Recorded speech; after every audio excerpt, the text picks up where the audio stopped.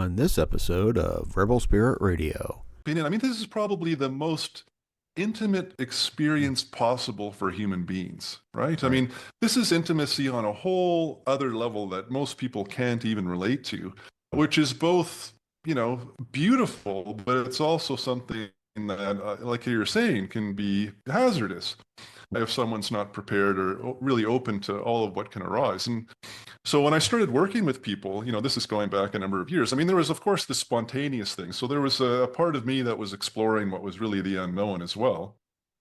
And it was only through time, working with my wife and working with some close friends that I started to really open up. And of course, I was doing a lot of reading into the literature because there's not really much written about psychedelics and telepathy, but there's certainly a lot written about telepathy more generally.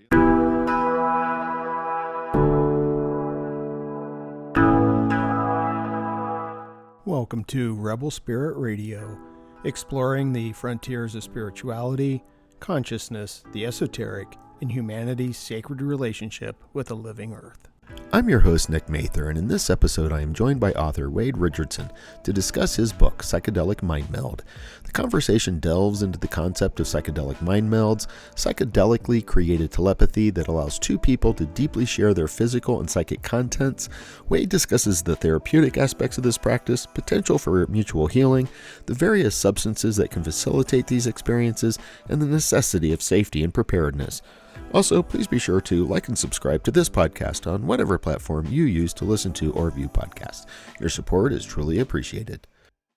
Wade Richardson is a psychonaut with more than 15 years of experience participating in and facilitating hundreds of psychedelic sessions. He joins me today to discuss his first book, Psychedelic Mindmeld, Telepathically Exploring Shared Consciousness. Wade, welcome to Rebel Spirit Radio. Thank you, Nick. I'm happy to be here. Well, I'm very excited to talk to you. As soon as I saw the title of this book, I thought, ooh, I want to talk to this man.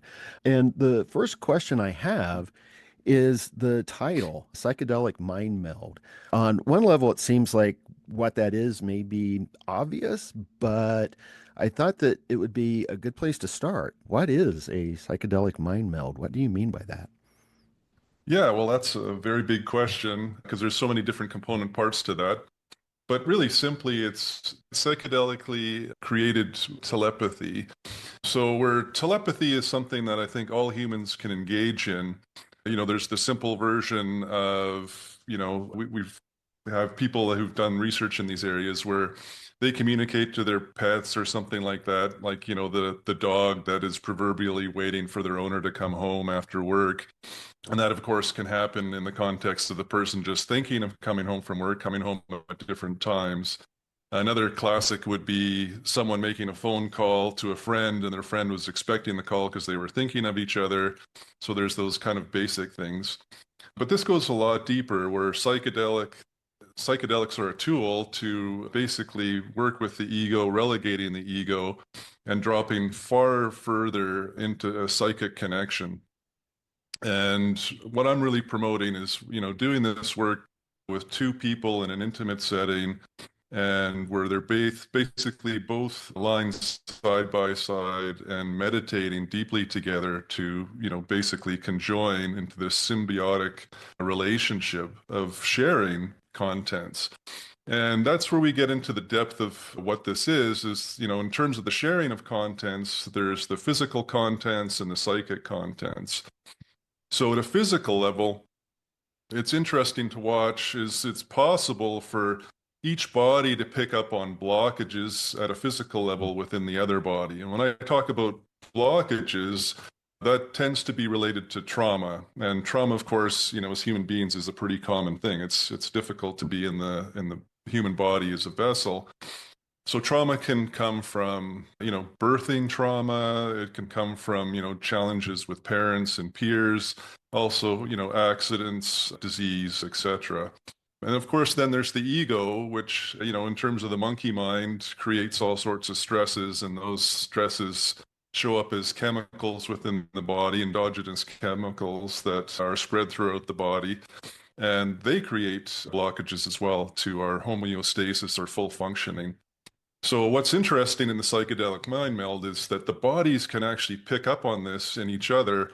And basically you can watch as the body beyond the mind will actually drop into the other body, physically moving and finding these blockages and then massaging them out, which is often a fairly deep, painful experience.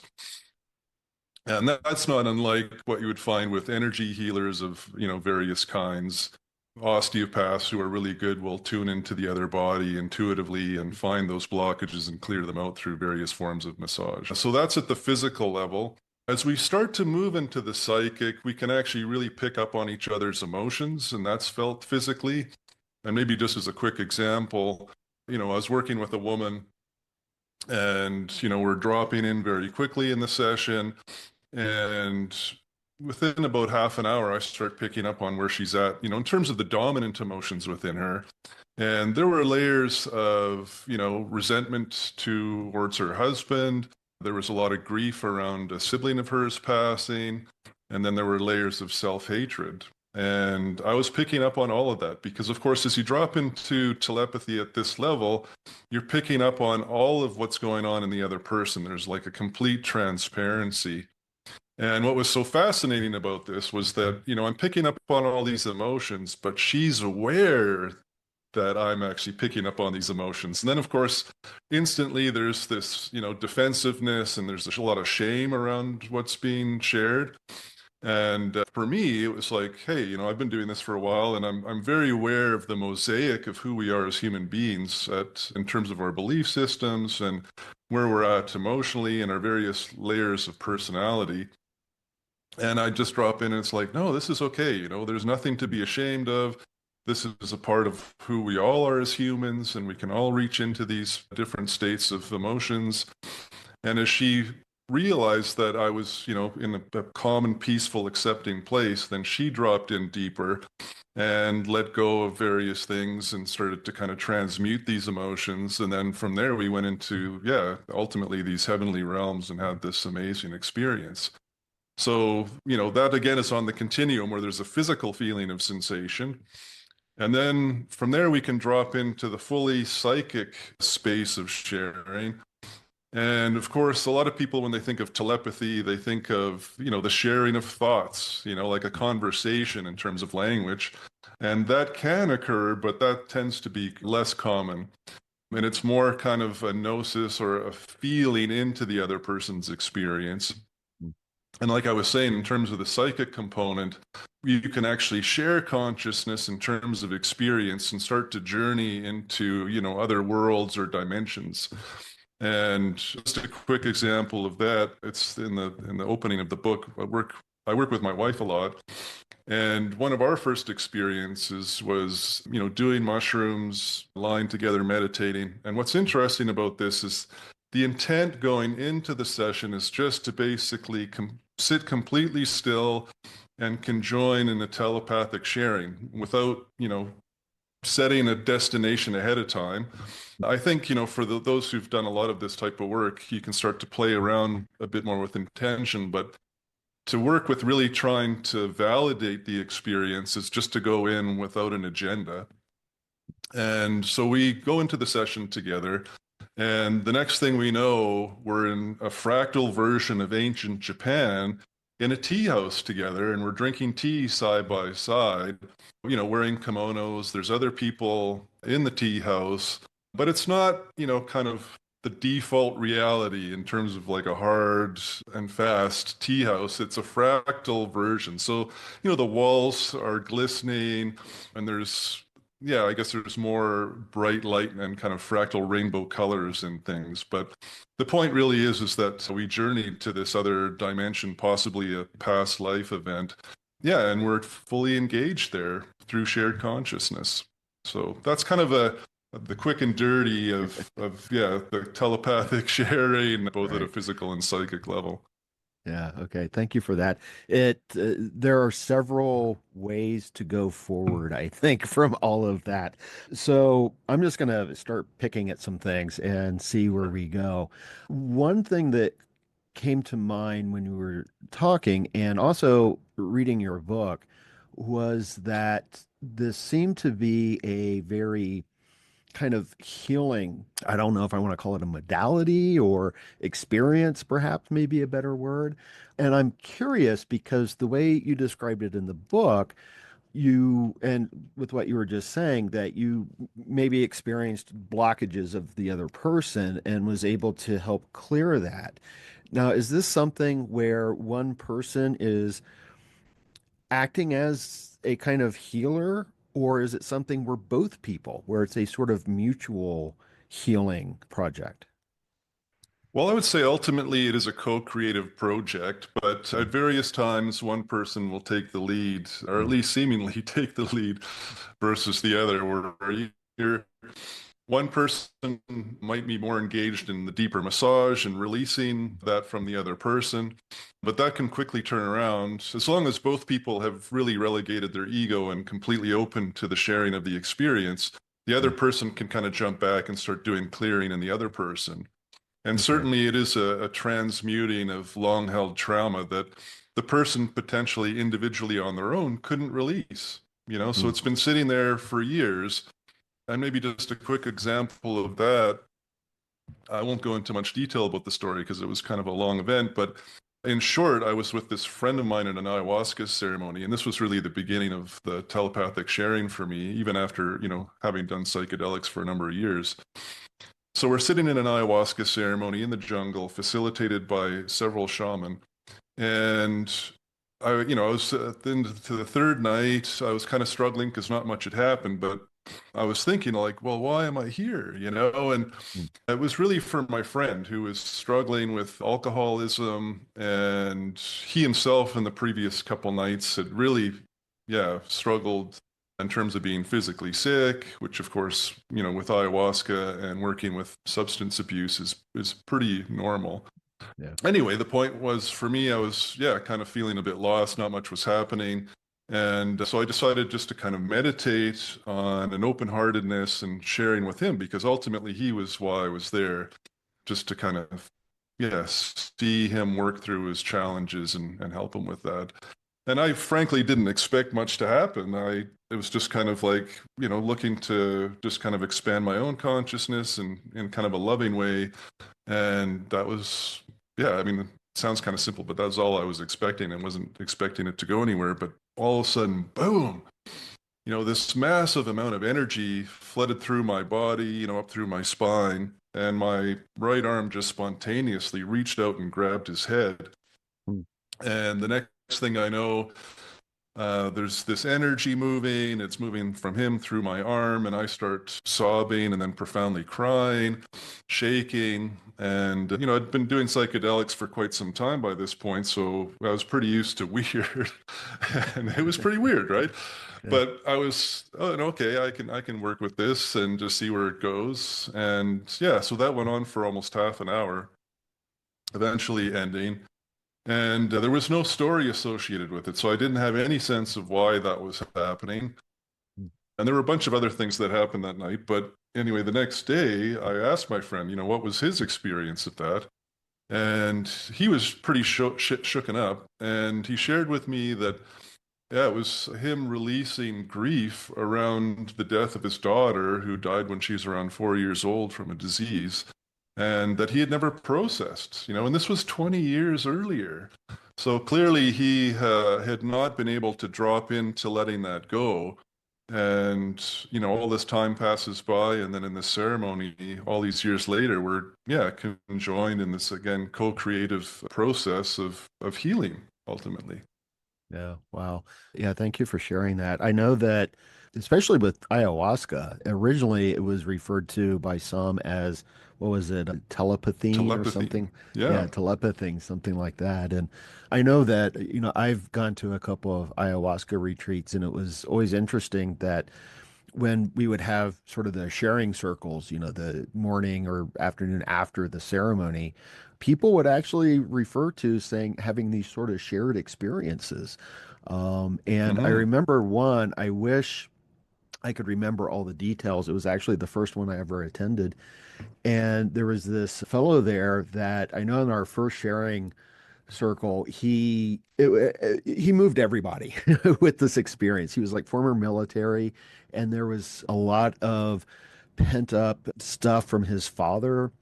And he had this experience where he was like trapped and he couldn't reach out to his daughter or his wife.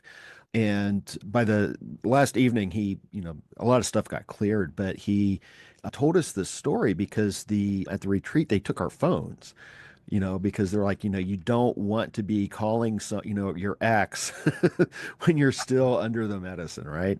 Mm. And when he got his phone back on the last day, his wife contacted him, and apparently she was having this experience that he was having under the medicine, and she wasn't under the medicine, and she was, hundreds and hundreds of miles away. And I just found that fascinating. And, my initial response was that, there's something sort of supernatural about that medicine. Well, it Um, speaks to the non-locality of yeah, telepathy, right? I mean, the yeah. work that I'm suggesting here is that we're doing it side by side so we can also Hmm. physically engage. And then, of course, there's more of a focus on each other because you're so physically present for each other. But ultimately, yeah, I think that telepathy is something that's non-local, that doesn't require touch and can occur over long distances like you're describing. Yeah. So with the medicines themselves, does this work with any kind of psychedelic? And it also, in conjunction with that, it seems like maybe the dosage is important, so that maybe is this something that works with, small doses, or do you have to have like a medium-sized dose or large doses? Yeah, no, those are good questions. In terms of the psychedelic, I suspect that most psychedelics, if not all psychedelics, could probably used to work towards, telepathic sharing. And I say that because psychedelics are powerful tools that can be used to relegate the ego. So if we think that, someone who is working without psychedelics and working at the telepathic level, they're doing so because they're able to work, very well with their mind at an intuitive level. Like we think of empaths, I mean, they're working at a telepathic level in terms of, feeling into what other people are feeling and those types of things. So you have to always remember that the psychedelics here are a tool. And so, yeah, I mean, basically relegating the ego, working with psychedelics, I think that most of them are likely going to do that. Of course, I've only tried a handful. I mean, there's I think over a couple hundred natural-based psychedelics out in nature, and then of course there's a whole large number of manufactured psychedelics, thanks to Shulgins and others like him.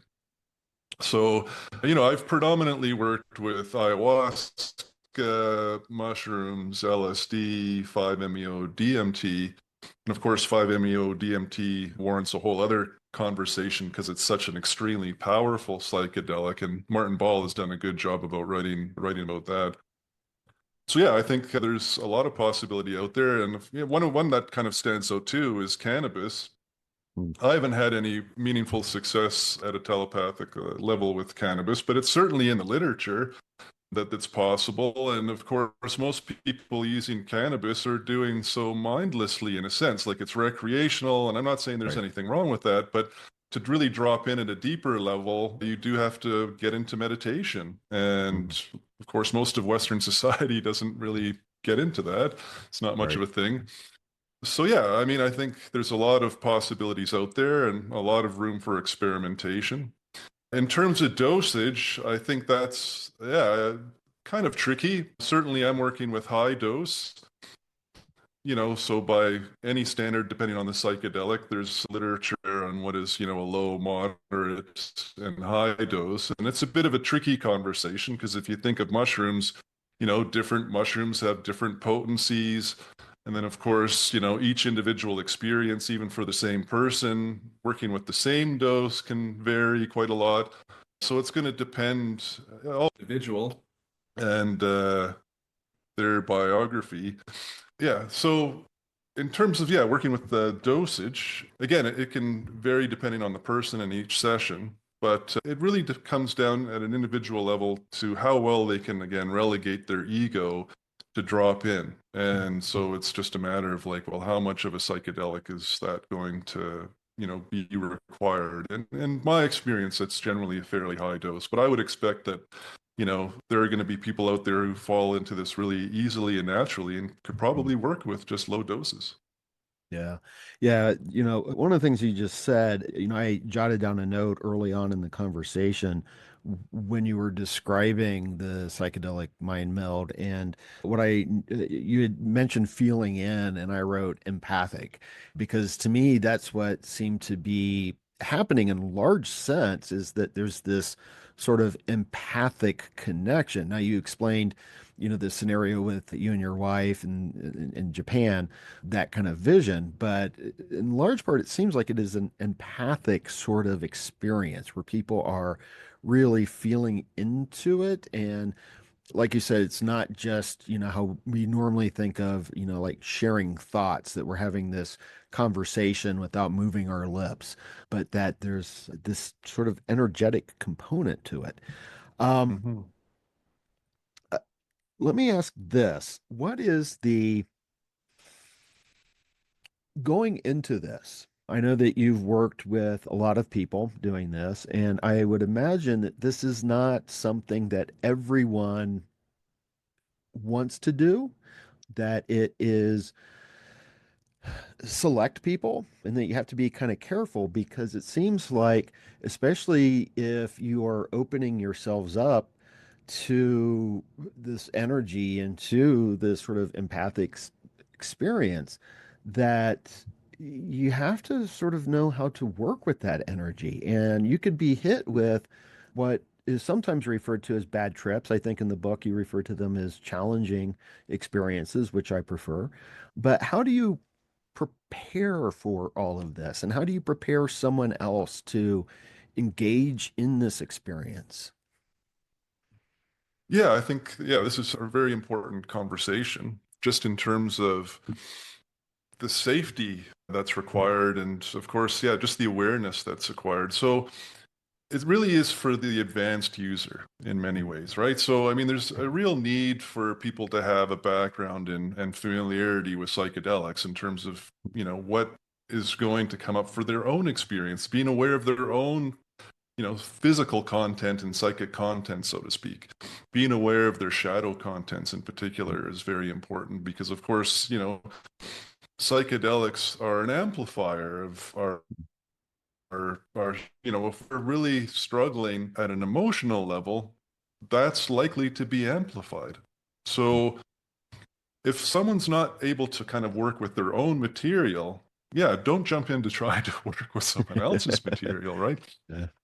Keeping in mind too, I mean, when you are jumping in, I mean, this is probably the most intimate experience possible for human beings, right? I Right. mean, this is intimacy on a whole other level that most people can't even relate to, which is both, beautiful, but it's also something that, like you're saying, can be hazardous if someone's not prepared or really open to all of what can arise. And so when I started working with people, this is going back a number of years. I mean, there was, of course, the spontaneous thing. So there was a part of me that was exploring what was really the unknown as well. And it was only through time, working with my wife and working with some close friends that I started to really like open up. And of course, I was doing a lot of reading into the literature because there's not really much written about psychedelics and telepathy, but there's certainly a lot written about telepathy more generally. And there's also stuff written about kind of the physical contents of what for some they would call, the Kundalini awakening and that type of movement of energy. So there was also a lot of research going on in the background in terms of just trying to understand my own experience and make sense of it. Martin Ball really helped because he, through his books talked a lot about fractal energetic yoga and the spontaneous movement of energy in the body. So that really helped me to validate what was going on for me and go further working with other people. And I mean, that's part of the point of my book too, right? So, which is to validate the experience of those who are dropping into this incidentally, because, it's not something in any way unique to me. There's, as you're pointing out, in various ayahuasca ceremonies and other psychedelic experiences around the world, there's things that are happening. People are like, what just happened? I don't understand. And so the book is meant to help kind of yeah, create a framework of understanding and normalize what's possible.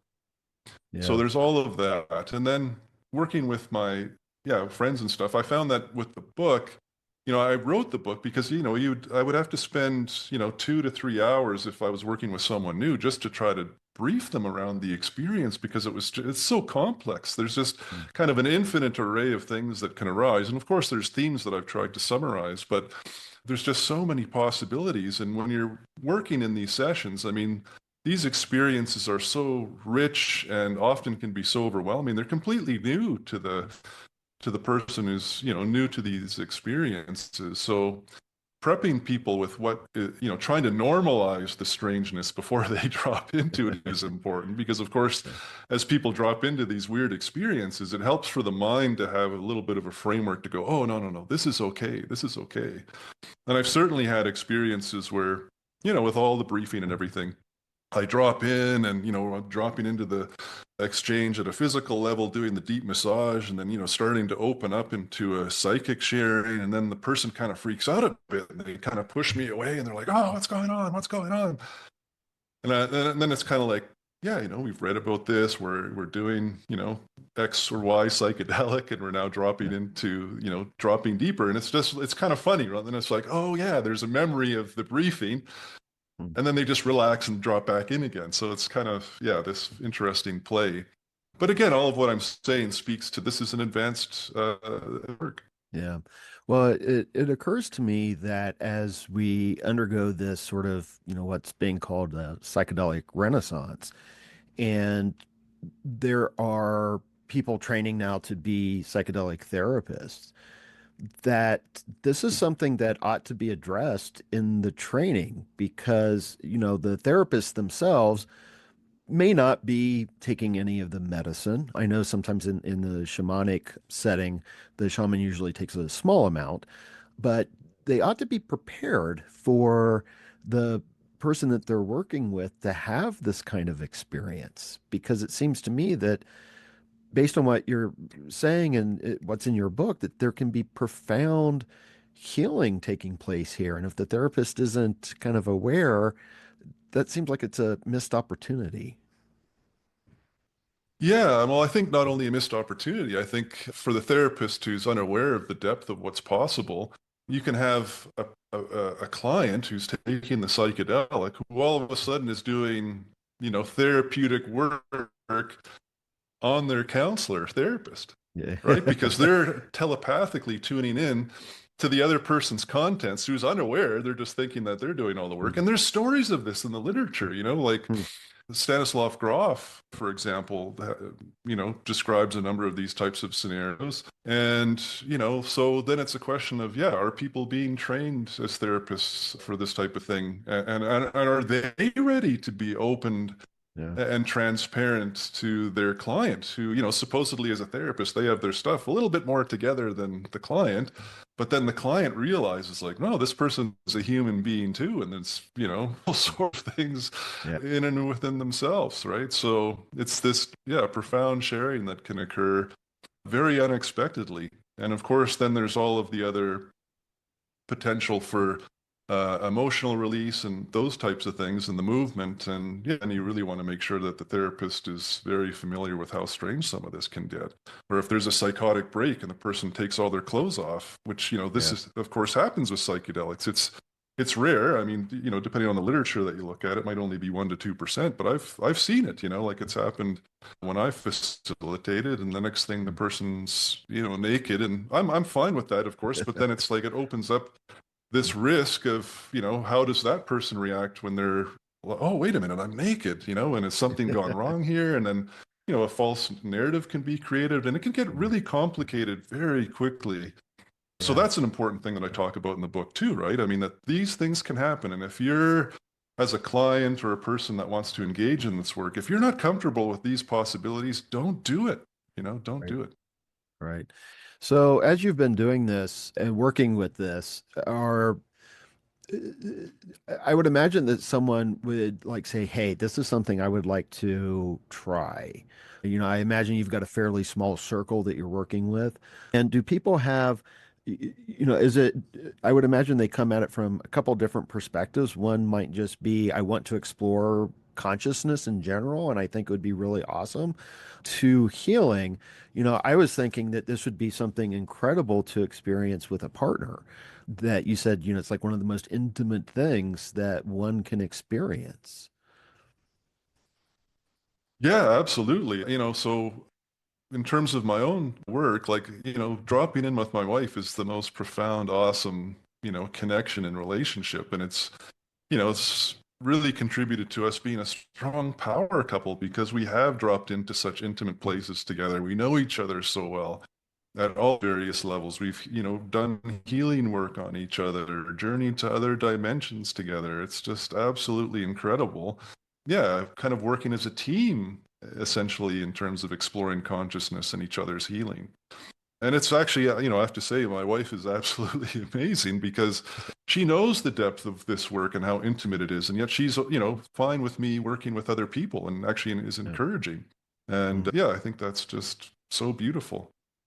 Yeah. Yeah, yeah. It seems like it's something that is, I don't know, there's just the profound intimacy with it. I don't know that most people are ready for that. Yeah, yeah.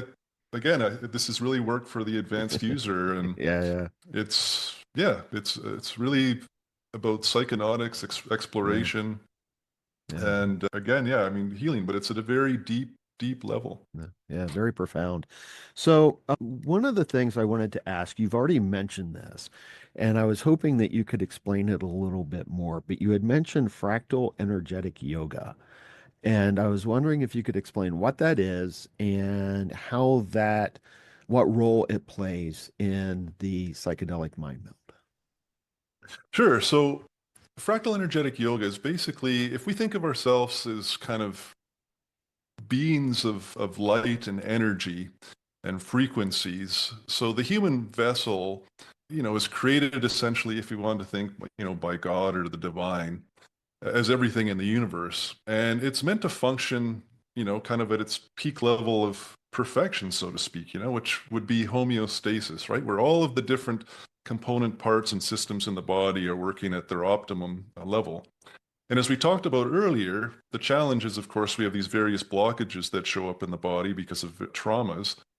And so when we drop into fractal energetic yoga, it's basically the divine energy beyond the ego mind, right? So this is beyond kind of our conscious awareness as driven by our, narrative thought stream as generated by the ego. So we're dropping away from that and we're letting the body just kind of drop in and release and move all the energy as best it can to again return to this ideal state of homeostasis. And so that spontaneous movement is the fractal energetic yoga. If we want to think of ourselves as fractals in this larger universe where we're connected to everything, basically the universe is within the human vessel is to kind of clear and work at our optimum level. And, so that yoga, if you will, can often be, well, generally it's something that can be symmetrical, where both sides of the body are doing the same things. It can also be asymmetrical, where there's kind of various different types of movement, and all of it is really again to kind of clear and stretch the body out and ideally move these various energies in the most optimum way possible. And of course, when that's happening, and then working with another person, those movements can drop into the other person in terms of it's like a tuning fork, if you will. So the harmonics at an energetic level are being shared, and then, oh, okay, we want to work on this particular area to kind of, increase the vibration, so to speak. And so there's a dropping in and then a movement towards clearing and opening. So there's a better flow of energy in the vehicle. Okay. And so these movements they're sort of spontaneous, right? It's not like They are. a set of asanas, in the yoga that you would actually go through, but it's just that the body is naturally making some kind of motion, right? Yeah, well, what's interesting is that, it's going to be unique to every individual because, of Mm. course, each of us is going to have our own energetic signature. But it's interesting, like I've had a lot of sessions taped by friends when I'm doing this alone, and you can see various asanas show up that, would be more commonly seen in yoga. So it's not Okay. like there's, one is independent from the other. There's a lot of overlap. Mm. But at the same time, you can see a lot of positions that don't show up in a normal manual. Mm. But I also after this fractal energetic yoga started happening for me, and I didn't even have a label for it at the time, and I wasn't into yoga at the time either. Like I didn't have any idea what yoga was all about. Anyway, a bunch of months, or I guess another year went by, and I ended up signing up for a yoga course. And this yoga instructor who was from India, and he had been teaching yoga for almost 30 years. So, he was, I don't know, I wouldn't put him in the guru class per se, but he certainly knew yoga inside and out. And, from the Vedanta background. And yeah, he said to me at one point that, there are over 64,000 poses in yoga. So of course, from that perspective, I haven't seen them all, but I would assume that there's a lot of overlap in these spontaneous movements. The other thing is that in these movements, sometimes it can show up as like a dance form. And I've been in spontaneous dance that is very choreographed. I have no idea where these dances are coming from, but presumably they're somewhere in the collective unconscious and have been devised by some other culture. I've just never found, those linkages. But certainly in the literature, not only the psychedelic literature, but also, the yogic meditative literature, these are things, where these spontaneous things can arise from the collective unconscious. And one of the things I actually really want to plug, because I just came across this recently, are the telepathy tapes. And oh, yes. Yeah. You've heard of them, right? So, this is a scientific study into nonverbal autistic children who are basically in telepathic states almost all of the time, and with the odd child, all of the time. And, there's all sorts of evidence of them connecting into the collective unconscious where, you'll have, maybe an 8-year-old who knows 5 languages without being exposed to any of them, right? So, well, where does that come from? Obviously, that's, coming from something beyond natural environment if there's no, exposure in terms of their community. So it kind of demonstrates that, yeah, as human beings, we can all tune into this. And again, psychedelics are a tool for those like me who can't normally do that. Right. Yeah. Thank you for the reminder of the telepathy tapes. I started listening to the first one, and then I don't know how I got distracted, but I got a little bit distracted. I had to do something else, I think. But yeah, it seems that with psychedelics right now, sort of in general, we're undergoing a shift in our understanding because, we don't even really understand consciousness. And you mentioned that in the book. We don't even know where, if the brain is creating it or not.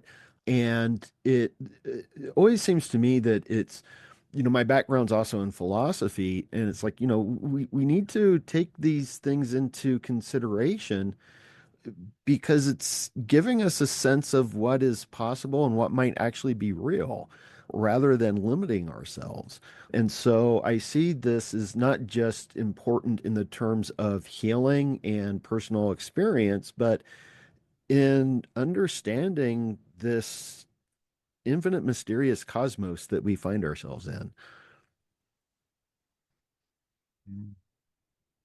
Yeah, no, certainly. It's where does it begin and where does it end? And that's the thing with these experiences, from a very experiential level, there's a gnosis of just completely knowing that we're completely porous and that consciousness definitely expands beyond our individual physical brain.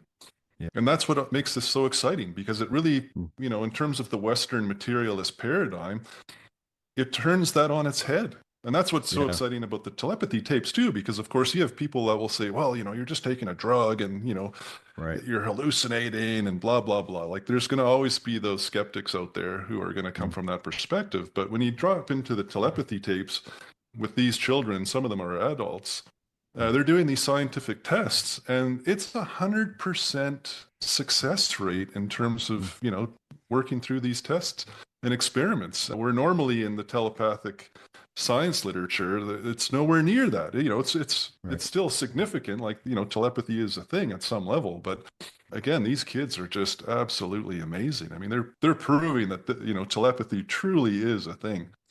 Right. Yeah, it's, there's been a lot of research, I know, beyond those that, like you just suggested, the percentage of success isn't nearly as high, but it is been demonstrated. And often what happens is people, the skeptics, they're a little bit less skeptical and a little bit more on the denial side, where they just say, well, no, this is impossible. It can't work for some reason or other. And it's an exciting time that I love seeing these things being brought out, because I think, again, it's so important to the human experience.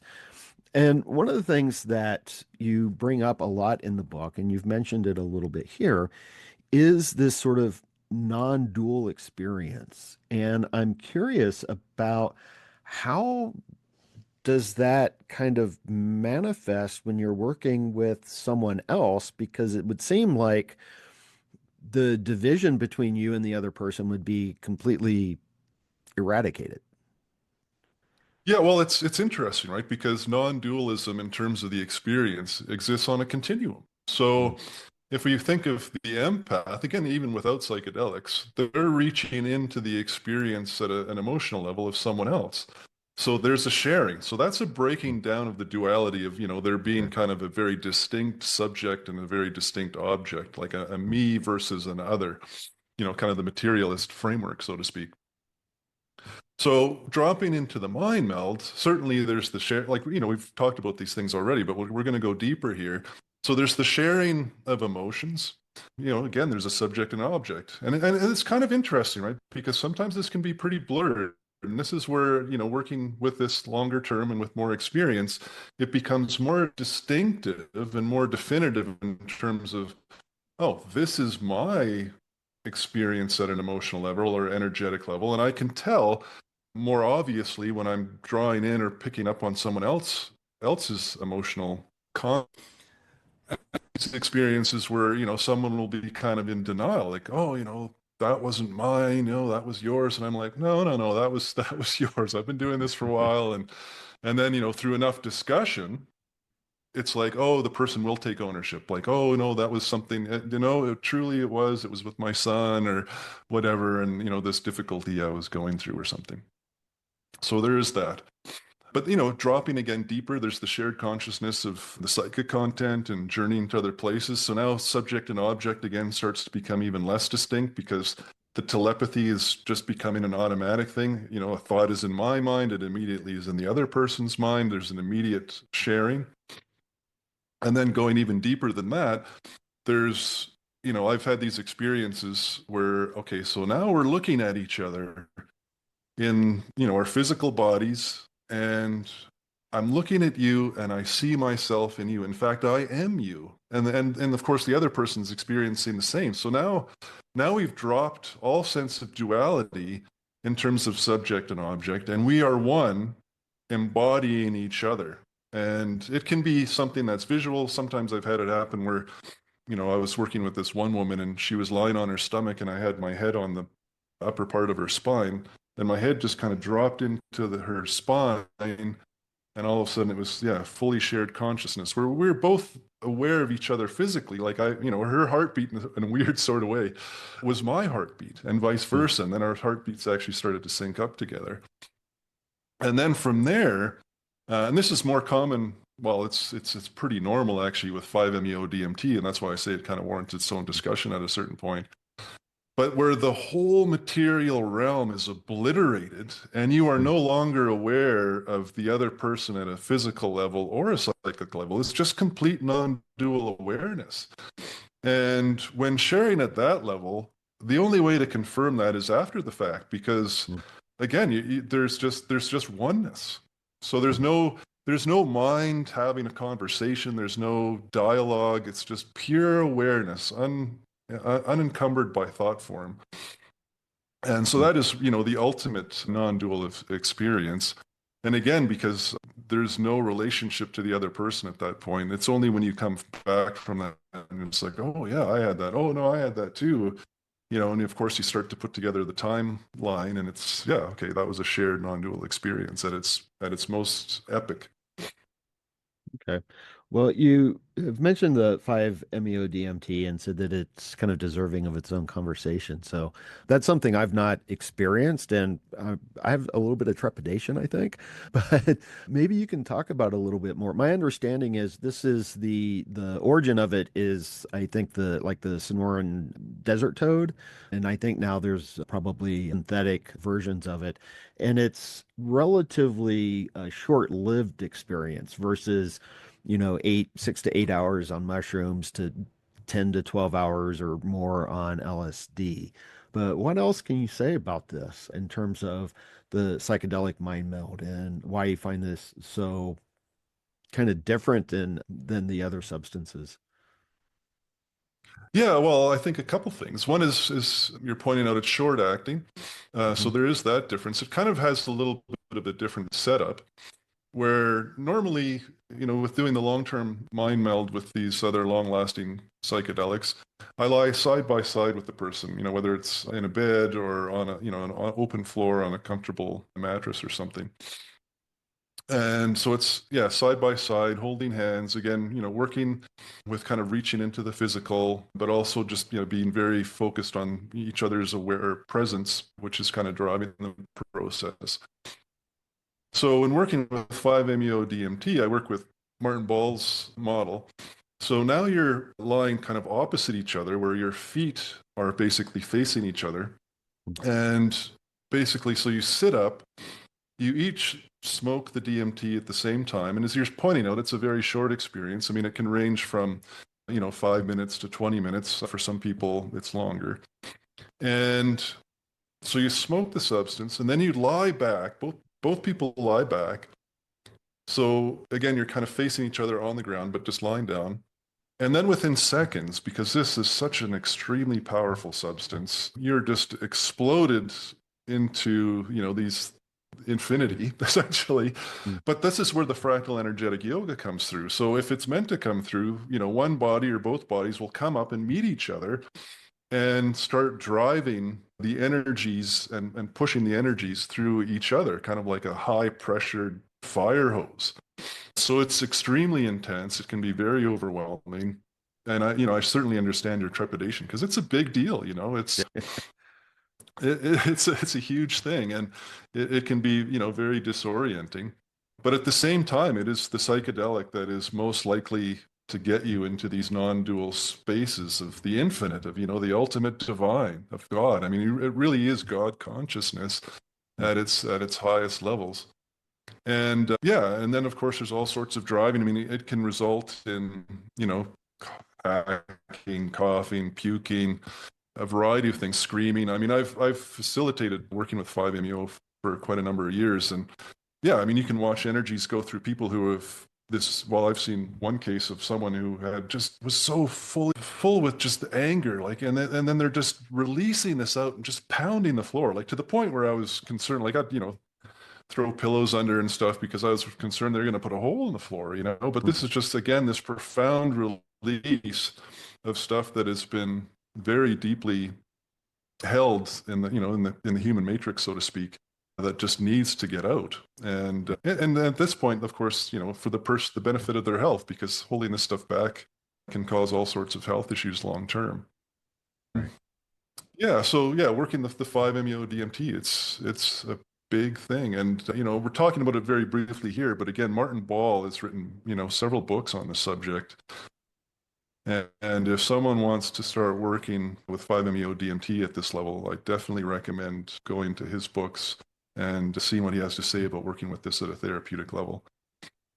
Okay. And again, actually, Yeah. just one other important point that we haven't talked about too much, a little bit, but is that there's such a high level of physical engagement that people have to have a very high level of trust with who they're working with. Because the bodies are moving independently of conscious thought, we have to talk briefly about sexuality because, Right. It's one of those things where there can be bumps, and it sounds kind of, a bit strange to maybe use that type of terminology, but it's not unusual as the bodies are moving across each other that, oh, oops, there was a breast that was touched, or, the genitals were kind of bumped.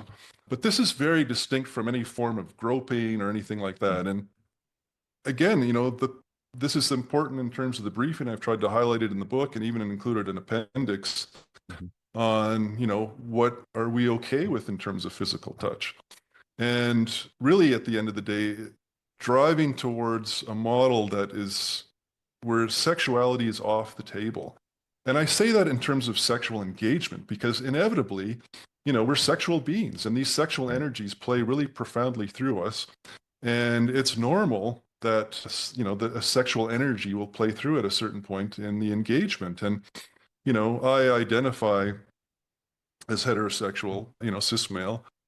And at the same time, I'll be working. It doesn't matter whether I'm working with a man or a woman. There'll be some seconds. It's usually not more than just a couple of minutes, but it usually is at the beginning of the session where there's some type of sexual draw to the other person. And it's not necessarily to have sex, but it could be, in terms of dropping into a deeper physical contact or whatever. And it's of course on the whole spectrum. I mean, it could include, strong sexual desire.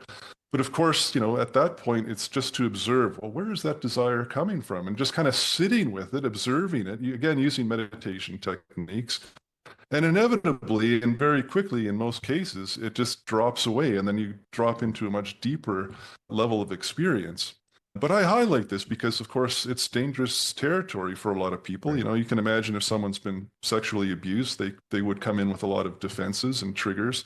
So maybe this work isn't for them, even though, maybe they're the ones who could benefit most in terms of normalizing a very high level of trust and physical touch. But again, this comes back to, really being very careful about picking your partner. And this is why it's, I think, good in terms of working with an existing partner or spouse, because there's already that level of intimacy and trust established. But certainly when going out beyond that, I outline a number of things in terms of making sure you're working with someone who is grounded, who is responsible, who is going to be caring. If there are things that where boundaries are crossed, where there's an openness to repair and discussion, then those types of things. So. Yeah. Yeah. I think that you're right. That is very important to bring up. And also because there have been instances of kind of shamans, healers taking advantage of people in these states. And so being very forthright and open about this, I think, is crucial.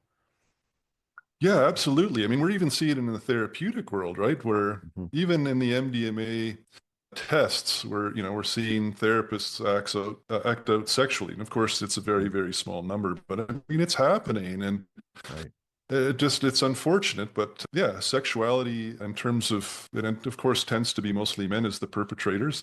Are causing these issues, and it's not just confined, of course, to psychedelics. I mean, we see it in our world religions. We see it showing up in the school system, and it's just a really unfortunate thing because it does cause so much trauma.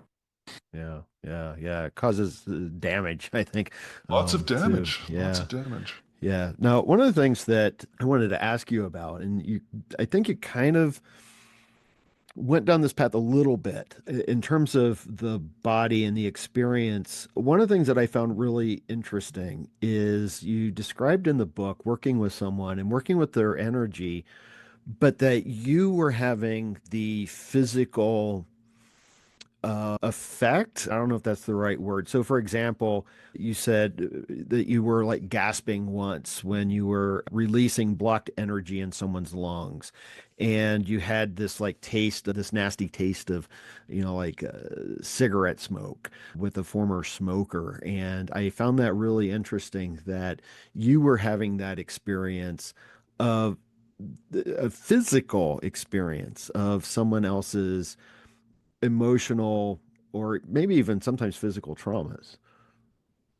Yeah, well, there certainly have been a few of those cases in terms of, like, yeah, going to the extent of tasting into what is inside of the other person. And the Yeah. example, of course, is the toxic chemicals that are part of commercial tobacco. I mean, Right. I think if it was perhaps organic tobacco, we wouldn't have the issue. It's hard to, of course, Mm. know, but we do know that the commercial tobacco has a whole range of poisons included Yeah. in it to increase the high for people who are smoking.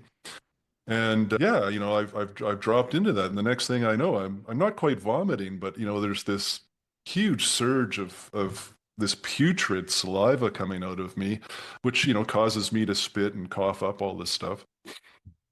And yeah, it's absolutely disgusting. And that kind of reaches into another topic, which is when doing this work, you have to be prepared to accept everything in the other person as yourself. So I talk about, taking the meditative stance of the bodhisattva. So where we're all in it together, where we try to draw in a high level of compassion, of love, not only for the other person, but ourself, and both as a co-creative entity in terms of this sharing.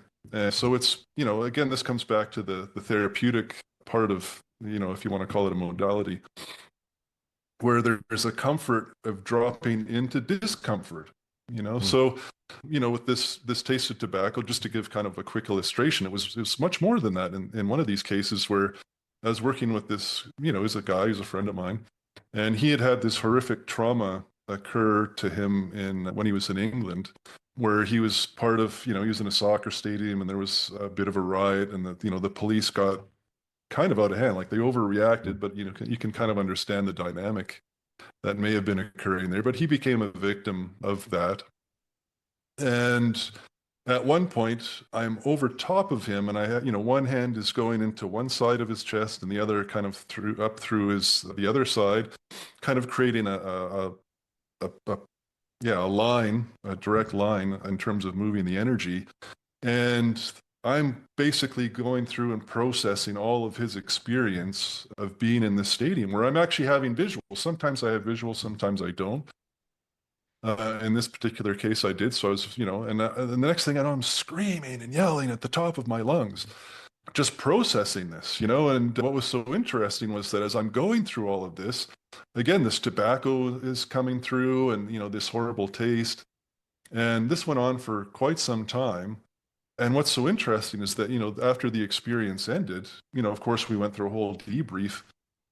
He did not remember that part of the experience. And I was screaming at the top of my lungs. Like, you would think that just that alone would be, something that would stand out, in a multi-hour session. But yeah, he had no recollection of any of that, which I found very fascinating. And I talk a lot about in terms of why that may have happened, in terms of the amnesia, the experience. But yeah, just again, in terms of what we're talking about, just the depth of how you can kind of drop in and yeah, transmute these things from the other person at such a deep level that includes potentially things like physical taste. Yeah, I found that fascinating, and it's one of the things that I realized, and it surprises me that it took me this long to realize that how we do hold trauma in our bodies, because I think so many people think of it as just like being purely mental, but you had noted that our subconscious mind is really our bodies. And that's where we're going to hold these things. Our emotional memory is within the sinews and the tissue and the muscle and whatnot. Yeah, it's fascinating. Like when working with my wife, and this was a bit more recently, but working with her body, and, I went into her arm at one point. And this is just to kind of highlight that, yeah, we have a lot of trauma that we hold in the body, but we also, are these amazing beings that, can reach into love and joy and bliss. And Stanislav Grof refers to these different things that kind of sit in the body as coexes, which is, basically condensed energies. And so I go into her arm, and all of a sudden we both are sharing in this outpouring of blissful love.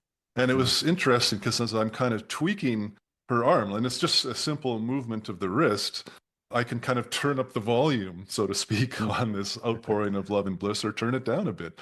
But all that to say is that, yeah, we embody both, the light and the dark, so to speak. And as I had mentioned earlier, being a human in physical form on the planet is a very difficult thing. So, of course, there's a bit more darkness, so to speak, or challenge and trauma than reaching into these blissful light places.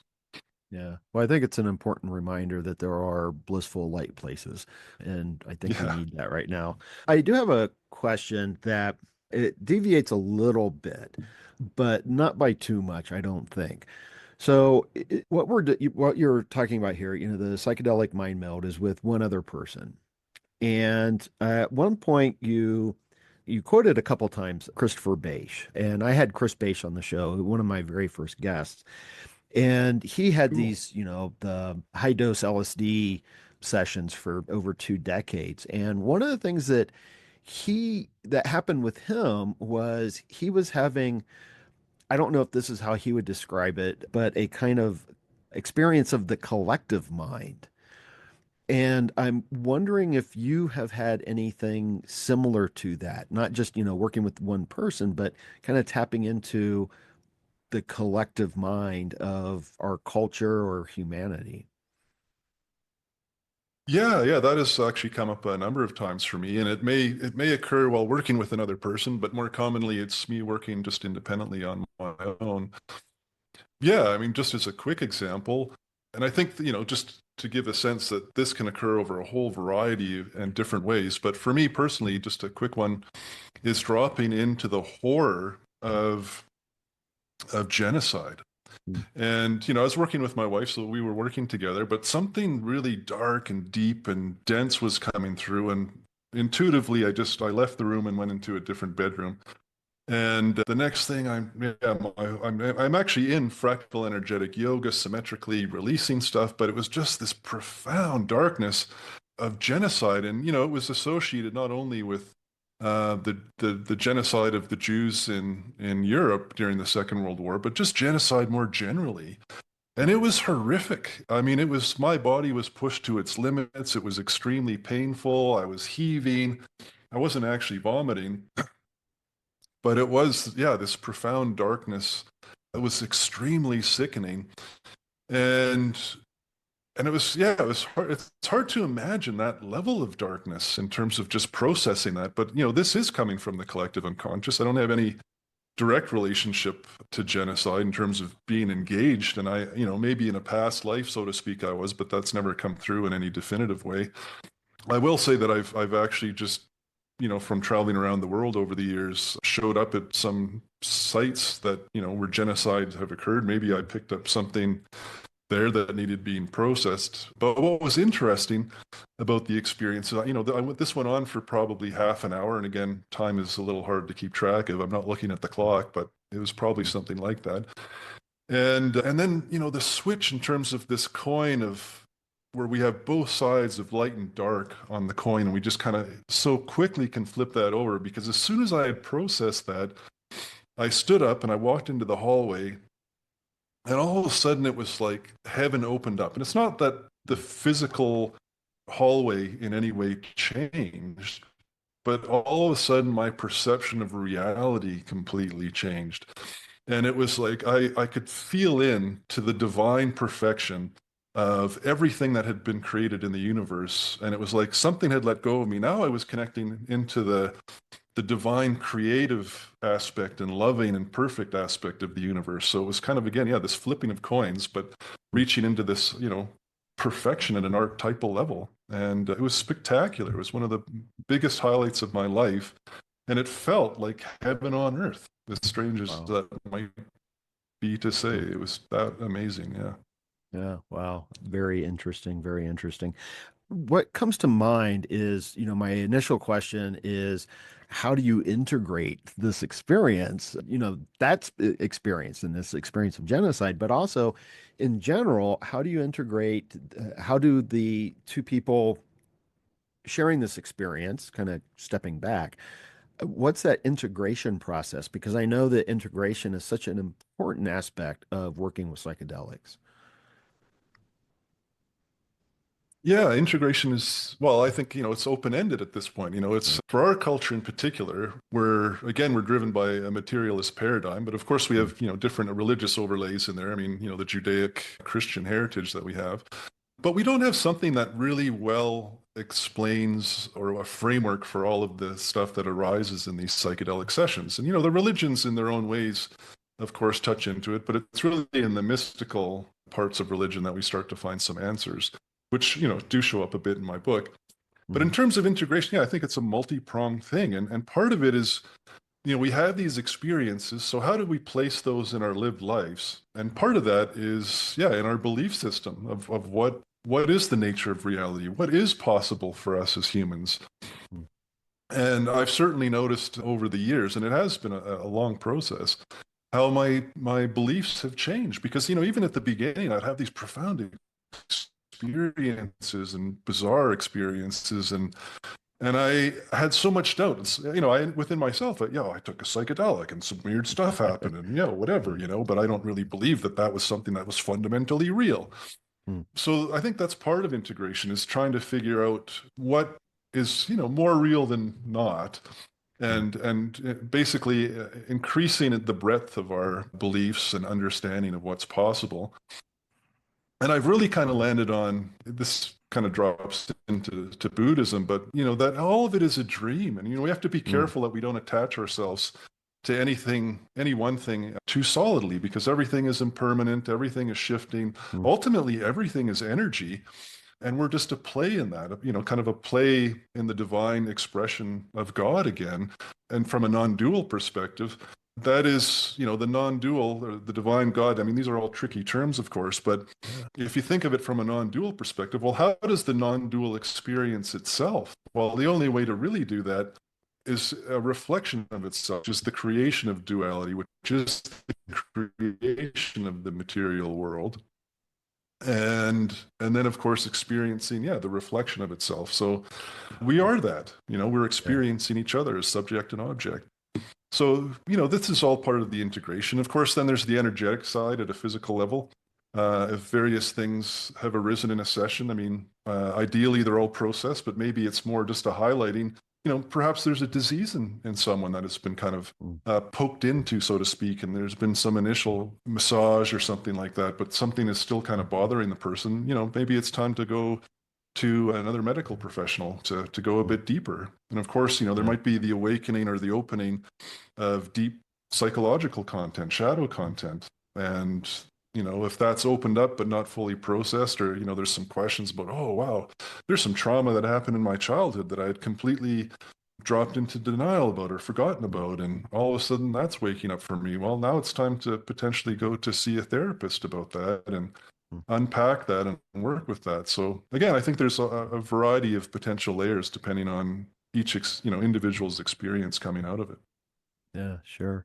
Another question that is a little bit off topic, still not off topic, but I'm curious, since we're talking about telepathy during psychedelic experiences, have you noticed a opening up of telepathic experiences in your non-psychedelic life? Yeah, well, that's funny, right? Because it's something that I've desired, going deeper, but no, not really, and I've played with that with my wife, outside of psychedelics, and haven't really been able to drop in. At the same time, though, both my wife and I have been able to do more out of body work since working with psychedelics. I mean, something that we never had tuned into prior to psychedelics. And so that's, basically doing the out of body or astral travel, normally from the dream state, and journeying out of the body. And it's its own thing, right? Like there's a whole, there can be lucid dreaming, and there certainly is some overlap between lucid dreaming and, journeying through the astral, so to speak.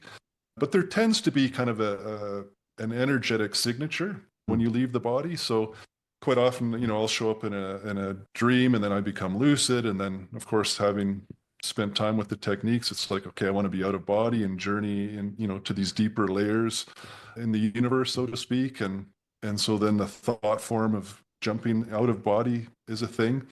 And it usually comes with a very high-pitched vibration and feeling of leaving the body, which also can occur on psychedelics. So there's there's a ton of overlap between these different ways of doing things, and the signatures tend to be the same in terms of, again, leaving the body is usually a high vibrational thing. You can end up in the tunnel of white light, which more often than not tends to be a portal to journey to another place. Of course, while you're in that portal, there's still a feeling of unity consciousness and those things. But the next thing you know, you're in another dimension or part of the universe, meeting other entities or discarnate beings, whatever label you want to use. Yeah. Have you had the experience working with someone, in this mind meld of other beings coming in, these discarnate beings? I know the DMT entities are talked about quite a bit. Yeah, no, absolutely. And it can be it can be very cool where just a quick example, it's kind of a funny story in terms of synchronicity as well. I had been doing the work for a while. This is long before even contemplating writing a book, but I was kind of wondering, where does all this work with telepathy and mind melding go? And I was reading a book, I was lying in bed.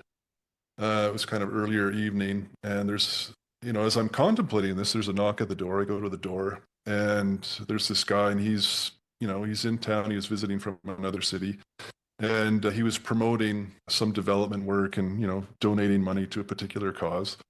And it was a bit cold outside, so he stepped in the door and he noticed this art piece, visionary art piece that I had up on the wall, and he was very taken by it. And so I invited him in, and I'm like, if you want to see a couple more, there's more upstairs. So he came in and looked, and we're getting into a bit of a conversation. He sees this painting on the wall. He's like, "Oh, what's that?" I'm like, "Oh, that's Mother Ayahuasca." And at this point, I was a bit reluctant to say anything because, I assumed that he was a Christian, and that might be a little weird to get into that conversation, but he wasn't. Yeah. And he's like, "Oh yeah, I've been wanting to get into, or ayahuasca's been calling me for like half a year." And we talked a bit more, and then he had mentioned a shaman. I'm like, "Yeah, well, I've worked with that shaman for a number of years." He's like, "Wow," so it just starts to go a little deeper, and this weird synchronicity, right? Like just kind of this random knock at the door. And then I mentioned to him, working with 5-MeO DMT. So the next thing, he comes back a couple of days later, he's doing 5-MeO DMT and going deep. And then we talk about the mind meld. He's like, "Oh, that sounds interesting." And, he was only in town for a couple of weeks, but he came over on the weekend. I went through the whole briefing, and we drop into the mind meld together doing this long session. And, so there's the exchange of energetic work. We're, kind of journeying together. And the next thing, his Chinese ancestors, show up for both of us. And it was just this loving presence. They weren't there for long, but they were just offering their blessings and goodwill and healing for both of us. And it was just, we absorbed that. It was very beautiful. And then off they were, and we just went deeper into the session. So that's just one of lots of things like that. I've connected to, ancestors of my own. My father passed away more recently, and I've connected to him very profoundly after he died. And I've done that with my wife. So, we're in a telepathic session together, and my father, unannounced and uninvited. And of course, there's no issue with that, but he just shows up, and there's a long backstory there. We have had, we had challenges while he was alive. But somehow in the intervening time over the course of, the year plus that he was, he had left his physical body, he had been doing some work because he came through as this very angelic, loving being. And it was just profound and beautiful. Yeah, again, for both my wife and I. And my wife didn't really know him, right? Like we lived in different cities. And we both, very immediately picked up on his energetic signature. It was just, awesome. Yeah. Well, that sounds very hopeful that people can heal after life, right? Well, that's it, and that is a thing. Like, it's like, and that's, I think, part of the integration and understanding of how deep this is that we are spirit and body, or soul and body, depending on how you define those terms. And that we're on this kind of infinite journey of lifetime to lifetime, like, and very possibly not just humans, like that we've come from other planets, or that after we're done doing the human thing, that we'll journey off to somewhere else and be some other type of being. So yeah, we're kind of on this long, crazy journey together. Yeah. And that we're constantly evolving, and that this evolution does occur after death, but theoretically between lives as well. Yeah. No, I find that very hopeful. So let me ask, I know we're starting to run out of time here a little bit, but the shared experiences, if I understand correctly from your book, when you intentionally go through this psychedelic mind meld, after the psychedelic starts wearing off, what happens is you each write down the experience. It's not where you're like, "Hey, I saw this," and you're like, yeah. But you each kind of write down the experience and then sort of compare notes. Is that correct? Yeah, I mean, I certainly we'll say I went through a phase of doing that, because for me, again, I have a bit of a scientific background, and very skeptical based again on Yeah, the materialist paradigm, which I was raised in. And I was also raised as a Christian, but I, pushed that away. And so the very skeptical side of me brought in this kind of scientific approach of making sure that we were not trying to create something in our minds before the session by setting a particular intention. And then, of course, not trying to influence each other's reality as we're in the session. And so then, writing down independently of each other and comparing notes. So I went through that phase just to kind of convince myself, really, of the truth of these experiences. And I have to say, now for some time, unless the other person wants to, and I'll throw that out there, where we can do the writing, but I generally don't do that as much anymore, just because I fundamentally believe this is a thing. Okay. Yeah, it just seemed kind of important for verification. And I was thinking, I think the same way that you are in terms of the Western materials, the mindset is that, this is the best way to verify it is by, writing it down and then comparing notes rather than having the conversation immediately or even through the experience. Let me ask you this. What is your hope for, your book is an incredible book, and it's the first book, I think it's the only book that I'm aware of that really kind of addresses this in depth. Where do you think this will go from here? Where would you like to see this work that you're doing, the psychedelic mind meld? Where would you like to see it go from here? Well, I think there's probably a few layers. One is, in terms of writing the book, there are a bunch of different reasons for writing it. One of the big ones was really just to, be a briefing for those I would work with. So it's really a kind of a training manual or a how-to manual in many ways. So there is that element of putting that out into the world, like, hey, this is something that's possible despite the dominant paradigm in Western society, the materialist paradigm, as we're talking about. And so it's an opening to a much deeper exploration for those who are interested in doing it. And of course, it's advanced work, but I'm really hoping that, there are others that will drop in and do this type of exploration. I'm also hoping that those who do drop in and when they have, their profound experiences, that they write them down and they get back to me. I have my email at the back of the book. I can be contacted on Facebook as Wade Richardson. I've also created a group site on Facebook, the Psychedelic Mindmeld, and I'm hoping, that's a place where I can post these shared stories of, using psychedelic telepathy and the depth of these other experiences, with the idea potentially in the long run where I can write a follow-up book that might be an amalgamation of all these other people's experiences, just to kind of, put out there a broader flavor of what's possible and how profound this truly is, because I think it is an infinite array of experience. If we think of ourselves as, individual fingers on the infinite hand of God, each with our own unique fingerprint, there's such a wide range of possible things that can happen. And so I'm really excited to have people get back to me with their experiences with that.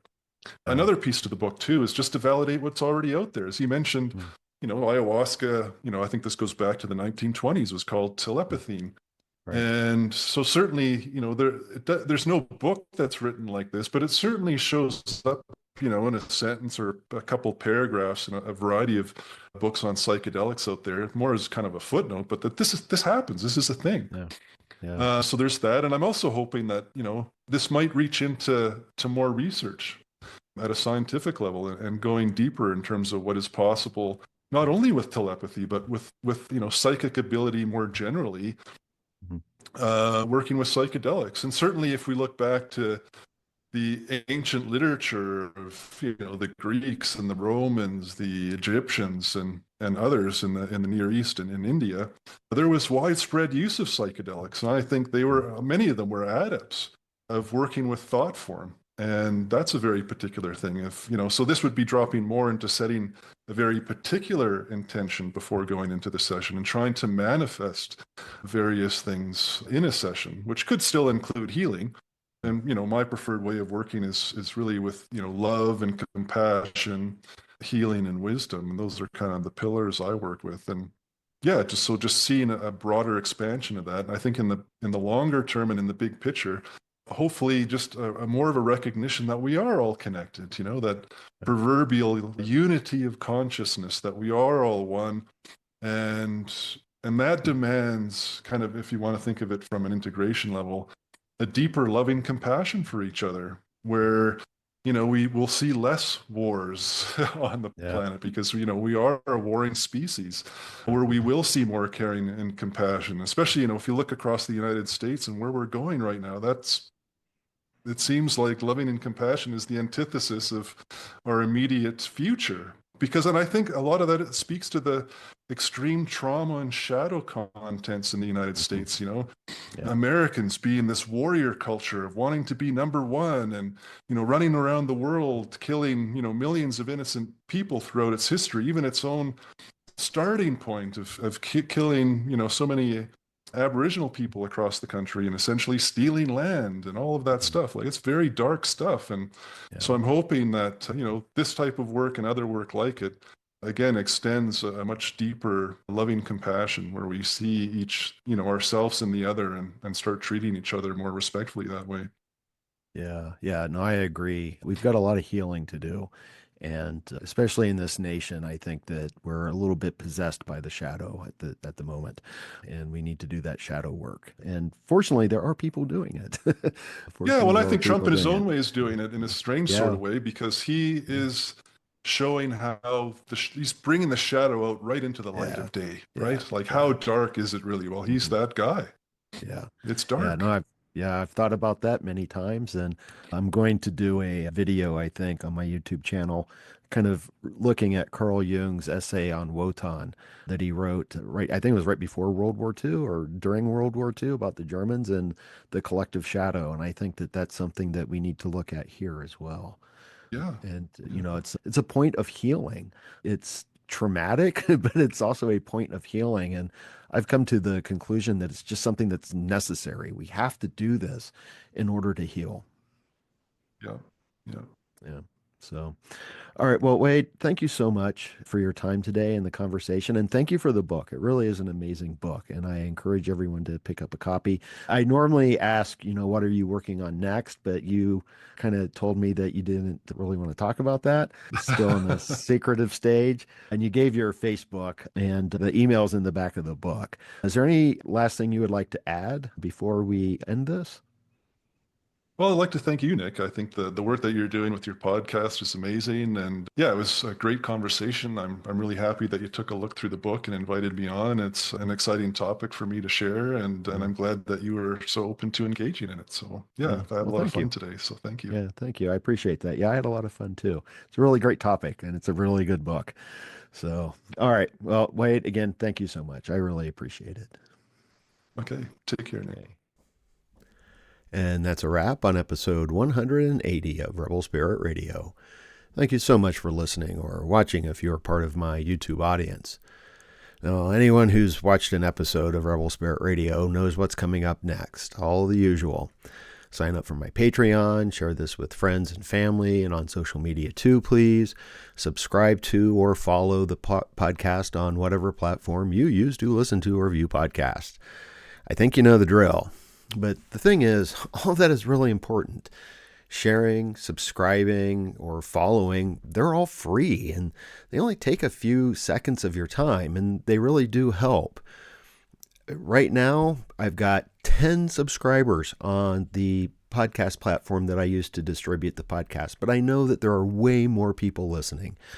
Likewise on YouTube. So subscribing, following really do help, and they take very little effort on your part.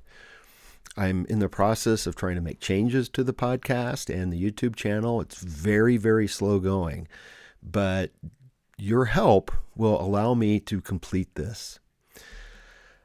As I always like to say, I'm here in the Front Range now, doing missionary work in regards to spirituality, ecology, and religion, consciousness, the esoteric, and how all of this can help humanity heal their sacred relationship with the living earth.